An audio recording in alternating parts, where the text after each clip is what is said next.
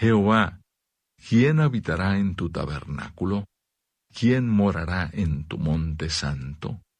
El que anda en integridad y hace justicia, y habla verdad en su corazón, el que no calumnia con su lengua, ni hace mal a su prójimo, ni admite reproche alguno contra su vecino. Aquel a cuyos ojos el vil es menospreciado, pero honra a los que temen a Jehová. El que aun jurando en daño suyo, no por eso cambia. Quien su dinero no dio a usura, ni contra el inocente admitió cohecho. El que hace estas cosas no resbalará jamás.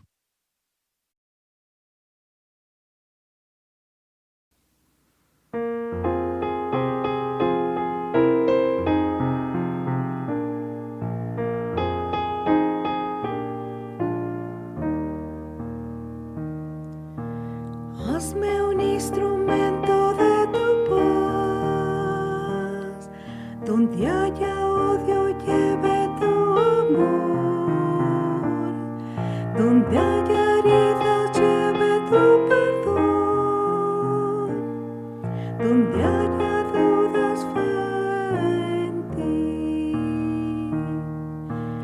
Hazme un instrumento de tu paz, que lleve tu esperanza por doquier.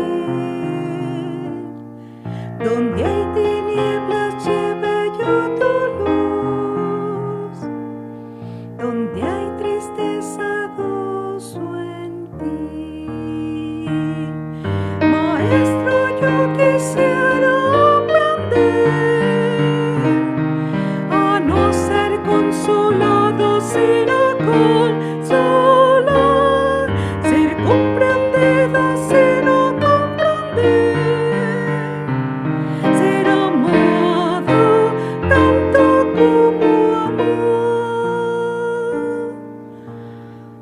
Hazme un instrumento de tu paz, pues tu perdón disfruto al perdonar. Tu bendición recibo yo al dar, y vivo al morir en ti.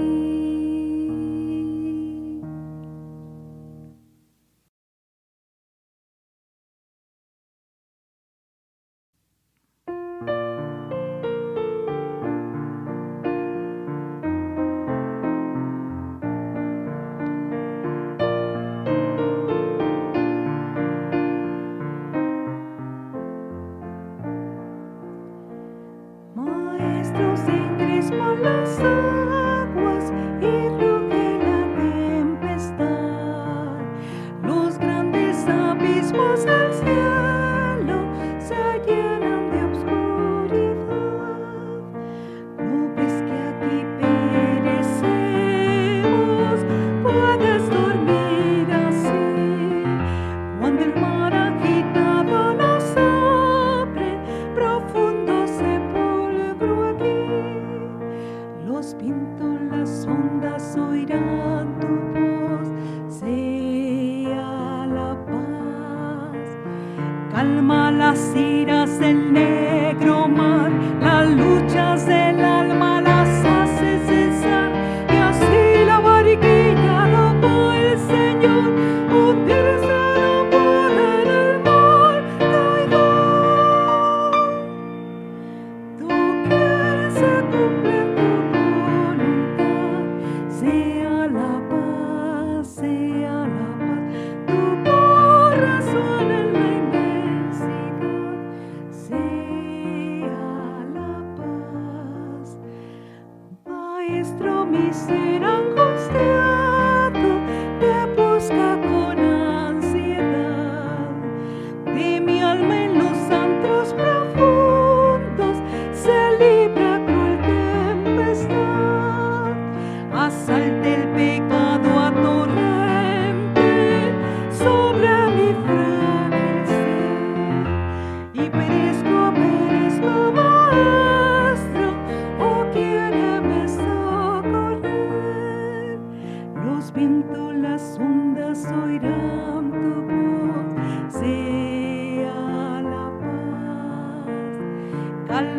las iras del negro mar, las luchas del alma las hace cesar, y así la barquilla daba el Señor, hundirse no puede en el mar traidor.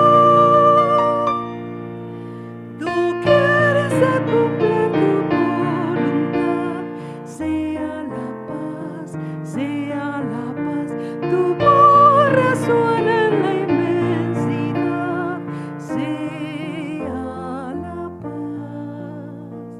Maestro, pasó la tormenta, los vientos no rugen ya, y sobre el cristal de las aguas el sol resplandecerá. Maestro, prolonga esta calma, no me abandones más. Cruzaré los abismos contigo, gozando bendita paz. Los vientos, las ondas oirán tu voz, sea la paz. Calma las iras del negro mar, las luchas del alma las hace cesar, y así la barquilla daba el Señor, hundirse no puede en el mar traidor. Tú quieres cumplir tu voluntad, sea la paz, tu voz resuena en la inmensidad, sea la paz.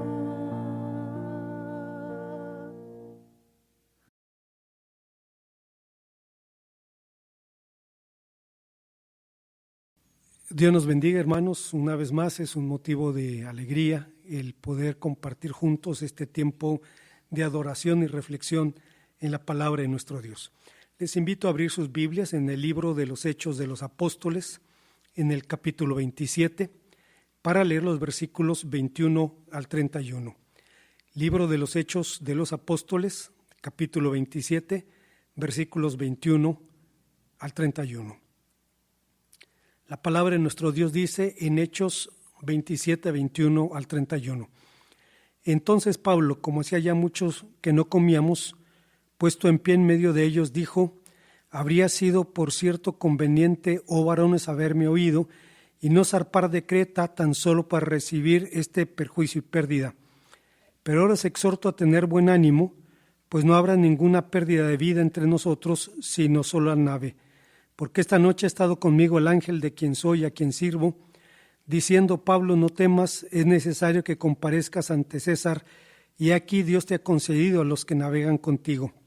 Por tanto, oh varones, tened buen ánimo, porque yo confío en Dios que será como se me ha dicho. Con todo es necesario que demos en alguna isla.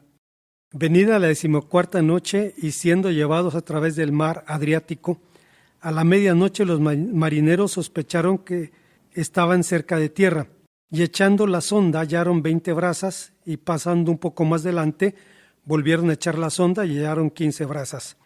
Y temiendo dar en escollos, echaron 4 anclas por la popa y ansiaban que se hiciera día. Entonces los marineros procuraban huir de la nave, y echando el esquife al mar, aparentaban como que querían largar las amarras de la proa. Pero Pablo dijo al centurión y a los soldados: si estos no permanecen en la nave, vosotros no podréis salvaros. Desde su infancia, el noruego Roland Amundsen soñó con la conquista del Polo Norte. En preparación para ese logro, de niño empezó a dormir con la ventana abierta en pleno invierno nórdico. Asistió de joven a conferencias de exploración, sirvió como marinero en un barco cazador de focas, vivió entre los esquimales, realizó recorridos de exploración con ellos y finalmente abrió el mítico Paso del Noreste, un camino del Atlántico al Pacífico a través de los hielos del Ártico norteamericano. Amundsen veía esto como una valiosa preparación para el logro de sus planes, pero no sería el primer hombre en llegar al Polo Norte. Una expedición norteamericana lo logró antes que él. Entonces el hombre se enfocó en la conquista del Polo Sur, pero su nuevo proyecto se convirtió en una carrera contrarreloj pues una expedición británica dirigida por el capitán Robert Scott pretendía exactamente lo mismo. Pero mientras Amundsen lo logró, Scott fracasó porque se dice el noruego lo hizo todo bien. Llegó al polo y regresó a salvo, mientras que Scott alcanzó el polo 5 semanas después y murió en regreso al campamento.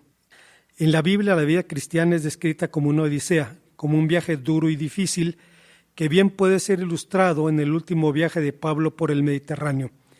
El apóstol viajaba a Italia, donde debía comparecer ante el emperador, a quien conforme a su llamado debía dar testimonio de Cristo, pero su viaje sería accidentado y demandaría de previsiones imprescindibles. ¿Cuáles fueron esas previsiones? Veamos las respuestas que el texto nos ofrece. La primera previsión era la confianza en la providencia divina. Empezando por el principio, debemos decir que la previsión es un valioso recurso para la organización de la vida, aplicable en cualquier contexto para enfrentar problemas que tendrían serias consecuencias si no se atendieran adecuadamente. La primera previsión de Pablo para un viaje accidentado fue optar por su confianza en la providencia divina. Obviamente no sería ni el primero ni el último de los santos en priorizar esta decisión. En el año 1527, mientras en México la villa rica de la Veracruz era elevada al rango de ciudad y en España nacía Felipe II, la comarca alemana de Wittenberg era asolada por un brote de peste negra, la misma enfermedad que 200 años antes había matado a casi la mitad de la población de Europa. En respuesta a las preguntas de Johann Hess, un pastor preocupado por lo que los cristianos debían hacer ante una epidemia, Martín Lutero escribió su carta titulada «Si se puede huir de una plaga mortal». En la introducción de dicha carta, Lutero dice, para empezar, algunas personas son de la firme opinión de que uno no necesita ni debe huir de una plaga mortal. Más bien, dado que la muerte es el castigo de Dios que Él ha enviado por nuestros pecados, debemos someternos a Dios y con una fe verdadera y firme esperar pacientemente nuestro castigo. Consideran el huir como un completo error y como una falta de fe en Dios. Otros toman la posición de que uno puede huir adecuadamente, particularmente si no ocupa un cargo público. En un tiempo cuando no existía la microbiología y mucho menos la virología, cuando se pensaba que las enfermedades eran provocadas por malos espíritus, creencias de las que Lutero era partícipe, el reformador respondió con sorprendente lucidez. Lutero no hizo teología de escritorio, no actuó como un teólogo que especulaba sobre las tragedias ajenas mirándolas desde la seguridad de su esfera de cristal. Mientras Lutero escribía esta carta, su casa era un hospital donde Catalina, su esposa, atendía a las víctimas de la peste. En otras palabras, escribió desde las realidades de la vida y la muerte, disertando sobre el dilema de la providencia divina y la responsabilidad humana. Este es justamente el tema del texto que nos ocupa. ¿Pero qué es la providencia divina? Aunque el término no existe como tal en la Biblia, el concepto está allí. Por providencia divina se entiende la supervisión sabia y benevolente de Dios sobre su creación. La Confesión de Westminster dice: Dios, el gran creador de todo, sostiene, dirige y dispone y gobierna de todas las criaturas, acciones y cosas, desde la más grande a la más pequeña, por su sabia, santa providencia, conforme a su paciencia infalible y libre e inmutable consejo de su propia voluntad, para la alabanza de su gloria, sabiduría, poder, justicia y misericordia. A lo largo de la historia de la revelación, la certidumbre en la providencia divina ha sostenido a los hombres de fe. Pablo creía en ella y en medio de la tormenta declaró a sus compañeros de infortunio: porque esta noche ha estado conmigo el ángel de quien soy y a quien sirvo, diciendo: he aquí Dios te ha concedido a todos los que navegan contigo. Pablo sabía que la vida y la seguridad de sus compañeros estaban en las manos de Dios. William MacDonald, un comentarista bíblico del siglo pasado, decía respecto a esta certidumbre: he oído que algunas de las primeras versiones de la Biblia inglesa traducían Génesis 39:2 así: el Señor estaba con José y era un joven con suerte.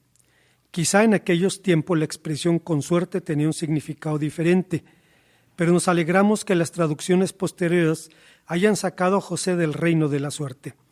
Para el Hijo de Dios la suerte no existe. Su vida está controlada, guardada y planeada por el amoroso Padre Celestial. Nada sucede por casualidad. Es impropio que un cristiano le desee buena suerte a otro. Tampoco debe decir estoy de suerte. Todas estas expresiones niegan la verdad de la providencia divina. El mundo de los incrédulos asocia algunas cosas con la suerte: la pata del conejo, el hueso del deseo, el trébol de 4 hojas, la herradura de un caballo, siempre y cuando esté con los extremos apuntando hacia arriba para que la suerte no se escape. La gente cruza los dedos, toca madera, como si estas acciones afectaran de alguna manera favorable los eventos o apartaran la mala fortuna. En Isaías 65:11, Dios amenaza con castigo a aquellos adoradores de los dioses de la suerte y la fortuna, diciendo: porque vosotros los que dejáis al Señor, que olvidáis mi santo nombre, que ponéis mesa para la fortuna y suministráis libaciones para el destino. Al parecer la gente traía ofrendas a los ídolos asociados con la suerte y el azar. Dios lo aborrecía en el pasado como lo hace en el presente. Qué confianza nos da saber que no somos juguetes impotentes del destino, del azar ciego o del giro caprichoso de imaginarios dados cósmicos. Toda nuestra vida está planeada, llena de significado y propósito. Para nosotros todo lo que sucede depende de nuestro Padre, no del destino, de Cristo, no de la casualidad, del amor, no de la suerte. Hay una segunda idea que encontramos en este pasaje, y es que el texto nos habla de las previsiones que debemos tomar ante un viaje accidentado, y nos dice que la segunda previsión es asumir un compromiso con nuestras propias responsabilidades. Es curioso que cuando en el mundo evangélico se aborda el asunto de la providencia divina y la responsabilidad humana, casi siempre ocurre en el debate sobre la elección, es decir, cuando se discute sobre si el hombre juega o no un papel en su propia salvación. Pero este no es el tema aquí. Aquí el asunto tiene que ver con la supervivencia del creyente, tiene que ver con las decisiones y actitudes de un cristiano ante un peligro. Considerando nuestro texto, no es exagerado decir que es uno de los documentos más instructivos sobre la navegación antigua. Una vívida imagen de los procedimientos marítimos del siglo I, vistos con los ojos de un griego que no era un hombre de mar. Aunque Lucas no emplea la jerga técnica para describir al barco, sus aparejos y sus procedimientos, emplea palabras poco comunes para la mayoría de nosotros. Habla de ceñir la nave, alijar, esquife, sirte, sotavento, etc. Y un servidor tuvo que pedir ayuda al hermano Jesús Zamora para entender el relato porque el hermano fue marinero. El viaje parece empezar bien, pero previendo dificultades climáticas, Pablo recomendó al centurión que lo custodiaba que buscasen algún puerto para invernar. El centurión consultó al capitán de la nave, porque Pablo no era navegante, aunque ciertamente tenía experiencia como viajero. En ese tiempo la navegación se suspendía a partir del 15 de septiembre, porque hasta el presente en el Mediterráneo oriental, a partir de esa fecha los tiempos se ponen nublados y se hace imposible observar el sol y las estrellas, que eran los medios por los cuales los marineros se orientaban. Desde el 11 de noviembre hasta el 10 de marzo, las naves permanecían en puerto. Pablo sabía que los rabinos advertían viajar por mar solamente entre las fiestas de la Pascua y Sucot, conocimiento que era el dominio público, pues en el sur de Italia el tráfico costero empezaba a partir de la primera semana de febrero.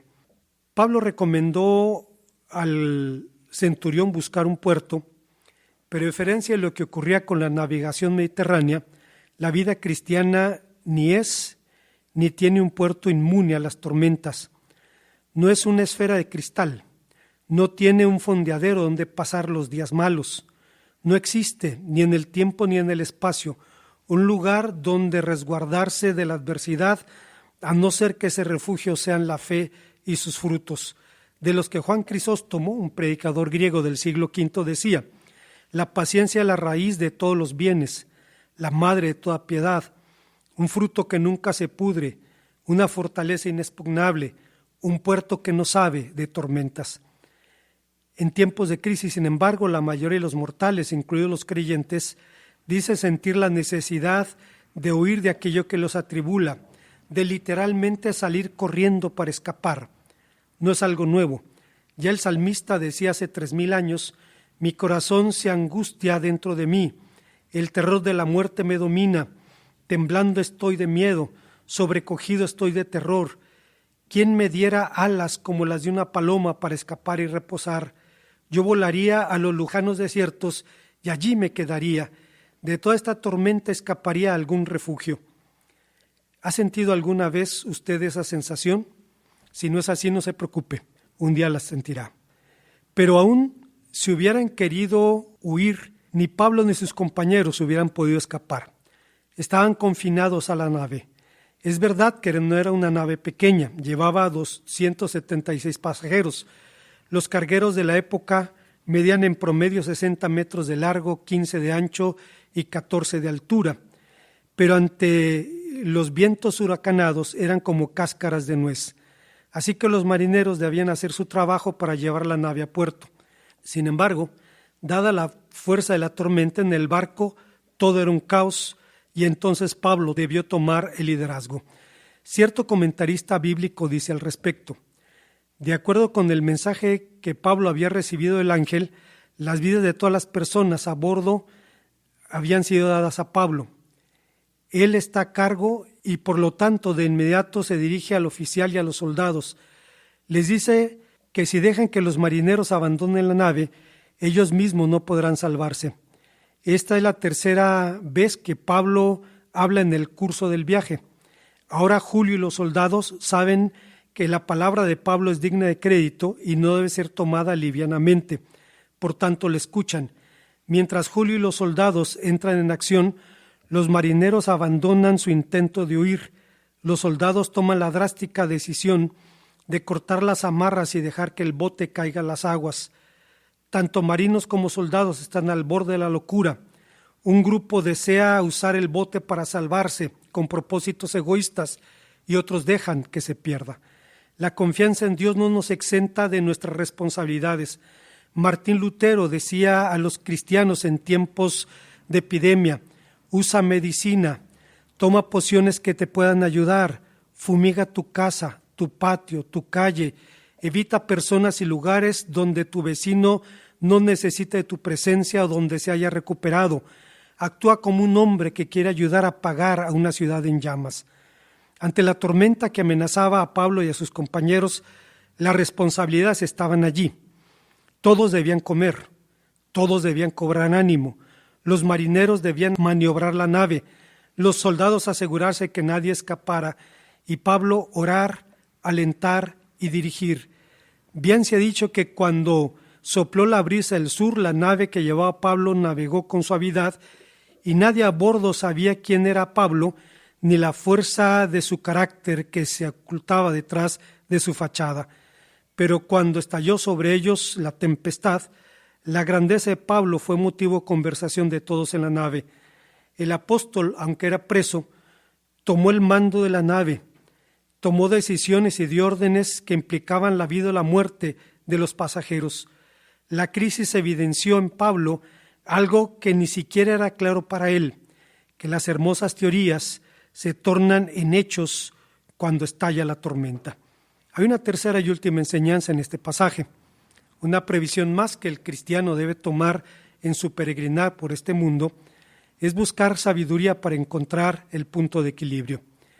La sabiduría es esencial en cada aspecto de la vida, en las cosas grandes y en las cosas pequeñas. Se cuenta de que en pleno otoño, los indios de una reservación preguntaron a su nuevo jefe si el próximo invierno sería frío o templado. El nuevo jefe, que era un millennial, ajeno a la sabiduría de los ancestros, miró al cielo, pero no pudo discernir si habría o no buen clima. Así que indicó a su gente que recogiera leña. Pero era un hombre práctico. Tomó su iPhone y llamó al Servicio Meteorológico Nacional preguntando: ¿el próximo invierno será frío? Es probable, le contestaron. El jefe volvió a su pueblo y les dijo que se pusieran a juntar más leña. Una semana después volvió a llamar con la misma pregunta. ¿Será un invierno muy frío? Sí, será un invierno muy frío, le respondieron. El jefe volvió a ordenar a la gente recolectar cuanta leña pudiera. 2 semanas más tarde el jefe hizo una llamada más. ¿Están seguros de que este invierno será muy frío? Completamente, le contestaron. Va a ser uno de los inviernos más fríos que se hayan conocido. ¿Y cómo están tan seguros?, preguntó. Porque los indios están juntando leña como locos. ¿Qué es la sabiduría? ¿Cuál es su lugar en la vida cristiana? Una definición muy general nos diría que en la Biblia la sabiduría es toda habilidad extraordinaria, pero a la luz de la Biblia la sabiduría tiene también una esencia relacional. Abarca el espectro total de nuestras relaciones, nuestra relación con Dios, con nosotros mismos, con el prójimo y con las cosas. Sin embargo, para entender los grandes conceptos de la Biblia siempre será mejor verlos en la vida de sus protagonistas que limitarnos a definiciones o etimologías. Y es claro que Pablo ilustra lo que significa la sabiduría de una mente cristiana. Una mente cristiana, que entre paréntesis no es lo mismo que una mente religiosa, es una mente orientada hacia lo sobrenatural. Pablo miraba siempre en esa dirección. Dijo a sus compañeros de tragedia: esta noche ha estado conmigo el ángel de quien soy y a quien sirvo. Una mente cristiana es consciente del mal. Es la razón por la que Pablo testificaba a judíos y gentiles acerca del arrepentimiento para con Dios y la fe en nuestro Señor Jesucristo. Porque aunque la muerte es un mal que el pecado introdujo al mundo, Pablo sabía que el mayor mal posible es la muerte eterna. Una mente cristiana se atiene a la verdad revelada.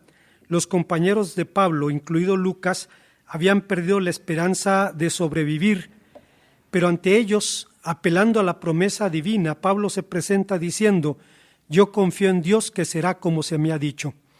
Una mente cristiana acepta y se somete a la autoridad completa y final de Dios. Pablo acepta la promesa divina: no temas, es necesario que comparezcas ante el César, y aquí se te han concedido los que van contigo. Una mente cristiana realza la importancia de la persona, sostiene el concepto bíblico del valor de la persona humana, y Pablo lo manifiesta.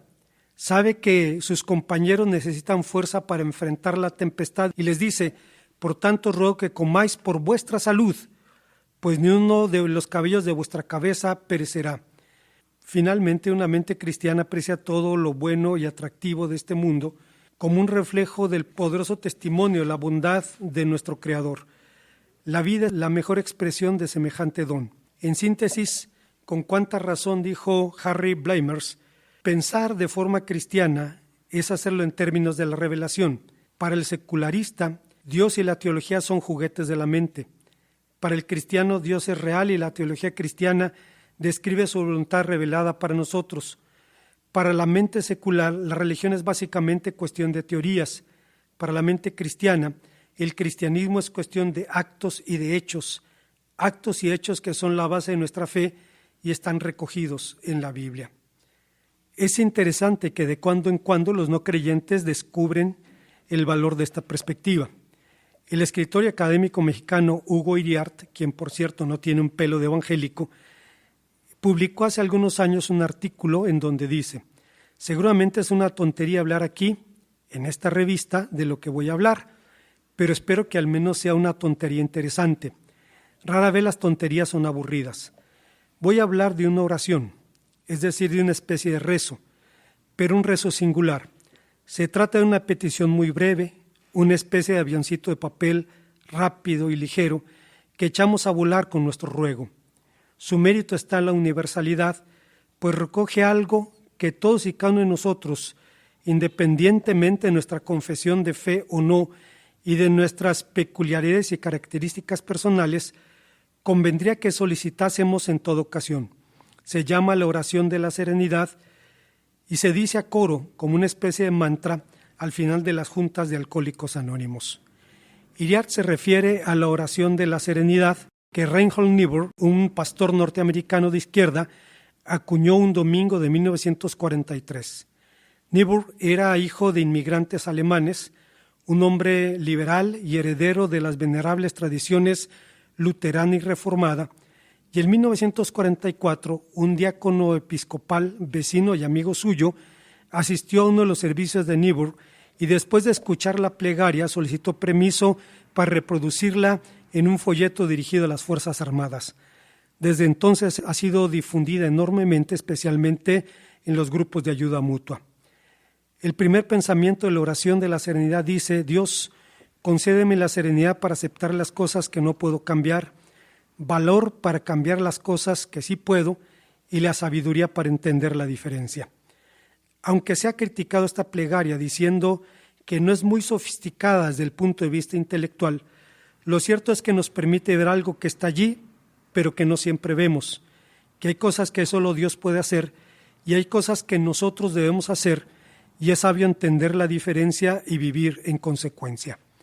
Como conclusión, tanto en la Biblia como en la tradición patrística, la vida cristiana es descrita como un peregrinaje. El autor del Epístola a los Hebreos llama a los cristianos extranjeros y peregrinos en la tierra, y el apóstol San Pedro hace exactamente lo mismo en su primera carta.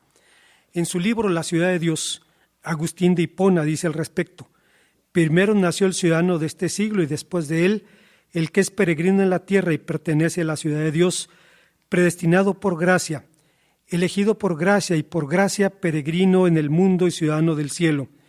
De Caín dice la Sagrada Escritura que fundó una ciudad, pero Abel como peregrino no la fundó, porque la ciudad de los santos es soberana y celestial, aunque produzca en la tierra sus ciudadanos, en los cuales es peregrina, hasta que llegue el tiempo de su reino, donde con su príncipe, el Rey de los siglos, reinará sin fin para siempre. El contraste es inmenso. Es la diferencia entre peregrinar y estar en casa, entre esperar y gozar, entre lo temporal y lo eterno. Pero la seguridad de llegar a casa nos hace cantar en el camino. Agustín lo vislumbró y dijo: dichoso aleluya aquel, en paz y sin enemigo alguno. Allí no habrá enemigo, ni perecerá el amigo. Se alaba a Dios allá y aquí, pero aquí lo alaban hombres llenos de preocupaciones, allá con seguridad plena. Aquí hombres que han de morir, allá hombres que vivirán para siempre. Aquí en esperanza, allá en realidad. Aquí en viaje, allá en la patria. Canta como suelen cantar los viajeros. Canta pero camina. Alivia con el canto tu trabajo. Canta y camina.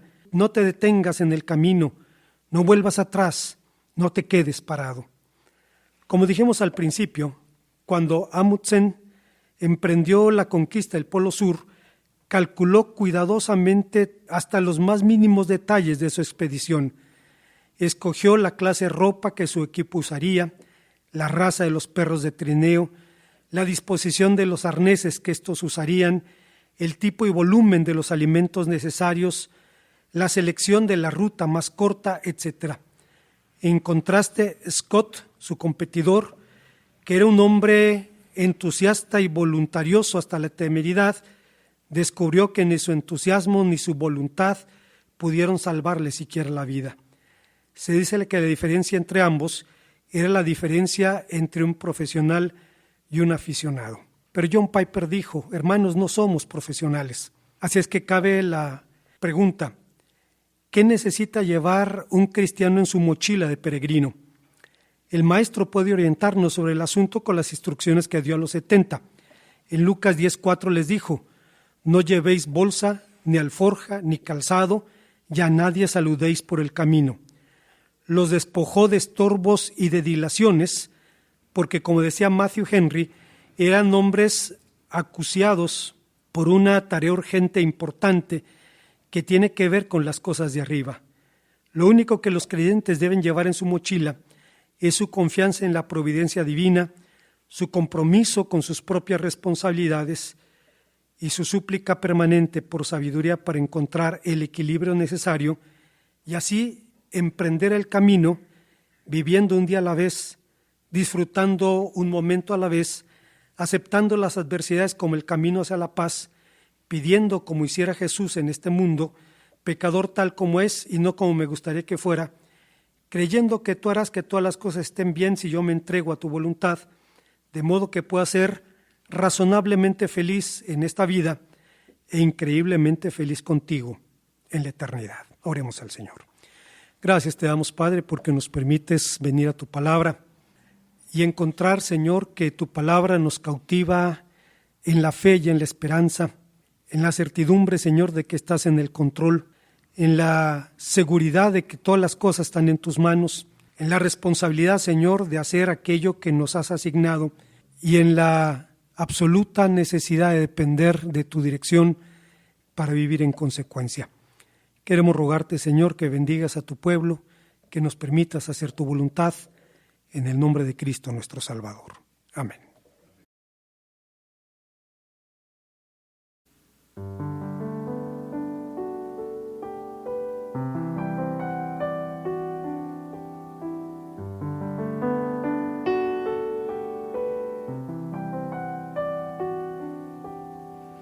Cada vez que voy en la batalla a perder, cada vez que veo mi futuro oscurecer, pienso en las promesas que ha dejado para mí.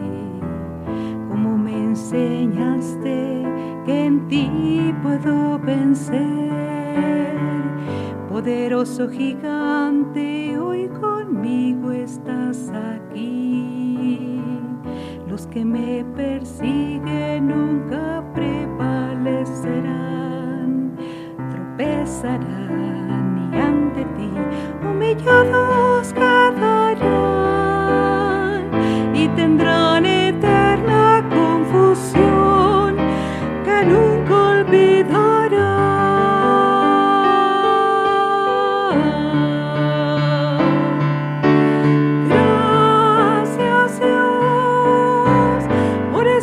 Conmigo y cuidar a mí, por ser tú mi amigo, Padre, hermano y guiador, por ser consolador, por dar tu gran amor a quien pequeño es ante ti.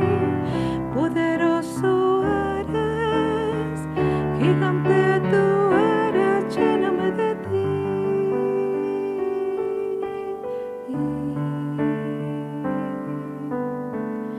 Él me ha enseñado cómo puedo yo vencer, y si tú le aceptas hoy lo puedes conocer. Cree en las promesas que le ha dado